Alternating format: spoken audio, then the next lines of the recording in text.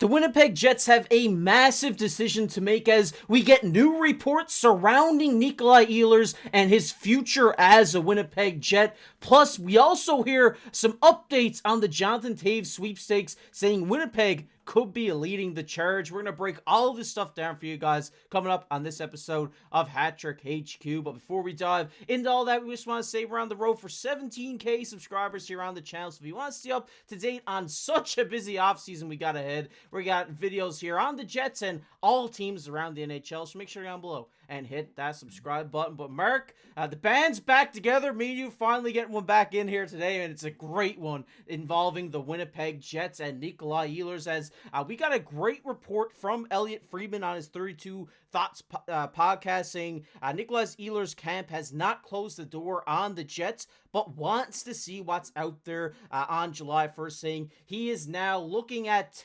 testing the free agent market and seeing what he can get. I mean, after having a great season, taking a look at his stats here, he did finish the year with 63 points in the regular season in 69 games, almost a point per game player this year. At 29 years old, he's looking probably for his final deal as an NHL player, or final big deal as an NHL player. We know how good Nikolaj Ehlers is, how clutch he can be offensively for this team at times, and it would suck to see him go. And as new reports state that he could command upwards of $9 million if he does test the free agent market. Money that maybe we'll talk about in a bit the Jets don't have. And one team that is big in on him right now is the Utah Mammoth. Almost said the hockey club there. They finally got a name. But Mark, it's seeming like Utah has found their guy here in Nikolaj Ehlers, and they got the money to splash around, and that might just be enough to tempt him away from the Winnipeg Jets. I mean, we're seeing Utah. They're soaking in all these guys right now. Shout out to the soakers of Utah. But the big thing is, at this very moment, we know the Jets. If you lose out on Ehlers, it does hurt this team. We've seen how productive he can be for this franchise. We've seen even going to the season end when they're doing their locker clearance. Every single player spoke on Ehlers, his impact, how nice it is to have him around this team, not only on the ice. Does he impact this franchise, but just overall as a leader with this group? So losing him would be hard. Listen, the Jets do have to sign a couple guys. We know Ehlers is at the top of the list. We're going to get into Toews in a little bit. But the big thing right now with Ehlers, if you let him walk, you need to find a replacement within this lineup that can come in, make that impact. Is there someone, Cole Perfetti, can he step up to be that new guy? We've seen him in the playoffs when he tied the goal, a game versus the St. Louis Blues to advance into the second round. The kid has a lot of potential. But right now, KC, I think the biggest issue, if you let Ehlers walk, yes, the money is a lot, but we know right now management wants to keep him. The players want to keep him. It comes down to Ehlers. If you lose him, I do think there might be a tiny bit of a gaping hole in this team.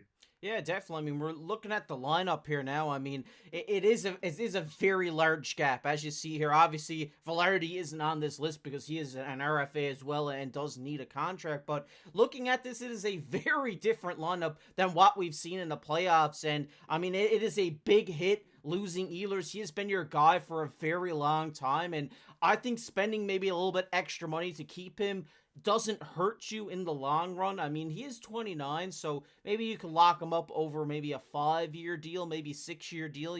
Maybe, you know, they won't give him as long of a term as a team like Utah does. But I definitely think it's an interesting decision to maybe keep him around, because as we see, the Jets have $25 million in cap space. Yes, they do have some big signings to eat that cap up. So, you know, the money is a bit tight for Big Kev and the Winnipeg Jets front office, as Nikolaj Ehlers looking at this Scotia stat card extension projection. We've seen James Myrtle say that he could command upwards of $9 million. They got him around here on a 6-year deal around 7.93, which is about, rounding up to an $8 million player. I think that is the perfect extension for the Jets. A 6-year deal would put him at 35 at the end of his deal, and I think that is a pretty good deal when you look to me to keep him in Winnipeg, Mark.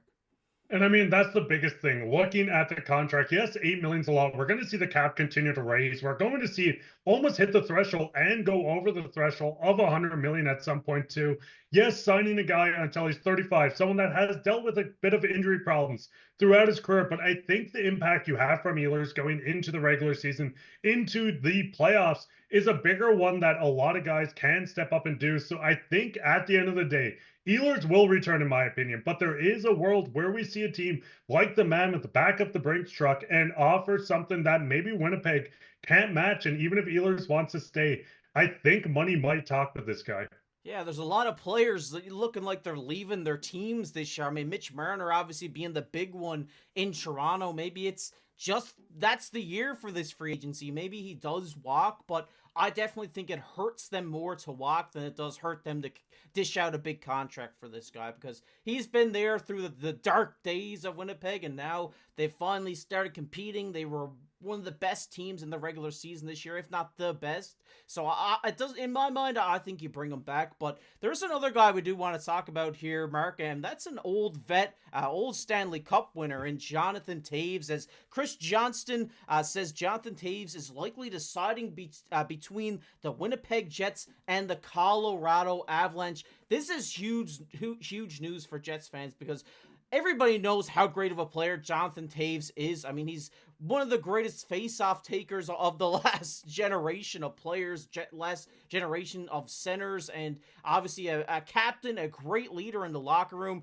Getting this guy in on a vet minimum contract would be a steal for any team, and the fact that he's thinking about landing in Winnipeg is definitely huge news. And just seeing the last time he played was in 22-23, where he did have to step away from the game because of an illness he was dealing with, but now he's ready to go back, jump back into action. He had 31 points in 53 games, and he, like you said here, this face-off percentage, that's 63% in that last season. Obviously, Jonathan Toews been a great guy in the penalty kill his whole career. Mark, I really do think now, looking at this lineup with him playing the third C, I mean, he comes in and makes an instant impact, not just offensively, but especially defensively for this team. I mean, the big thing with Toews, when you're looking at him as a whole, one of the best penalty killers, one of the best defensive guys. The last 2 decades, you look at the top defensive guys, it goes Bergeron and Toews right next to each other. He's the Stanley Cup champion, captain a team. I think this is a very low-risk offer where you can get a very high return. Looking at him joining this lineup, if you get a low risk and it hits the low, you get a fourth line center that can play a handful of games for you. But if you hit the high on this guy, third line center that can play number one on your penalty kill, someone that can step in and put up, even if it's just 20 to 25 points, bring that leadership. And I think that's the key thing to look at. When looking at his experience, looking at the Stanley Cups, he won all the runs he's done.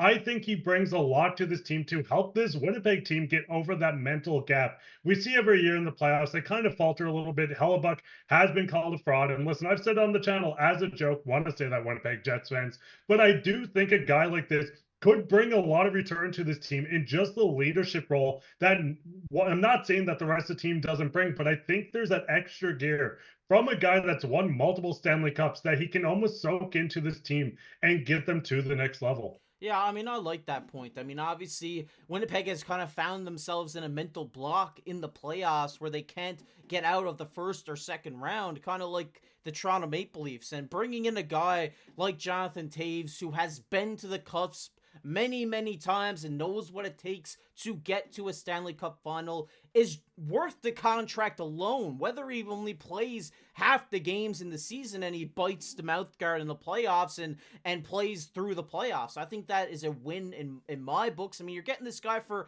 $1 million or less is what I'm thinking. I mean, it is definitely worth the risk. I mean, I know he is 37, he is aging, but you gotta look at what's happening in the Stanley Cup Finals right now with Corey Perry at 40 years old. He's looking like the best player on the Edmonton Oilers at times. So, I mean, it's definitely, like you said, a low risk, high reward for this team. And if he does decide to come in Winnipeg, I think Jets fans will be happy about that. But we want to hear your guys' thoughts on everything down below in the comment section. Are you keeping Ehlers? Are you getting Toews on a low ball deal here? Let us know what you think down below in the comment section. But as always, I've been your host, KC, alongside my co-host, Mark Pye. We'll catch you in the next one.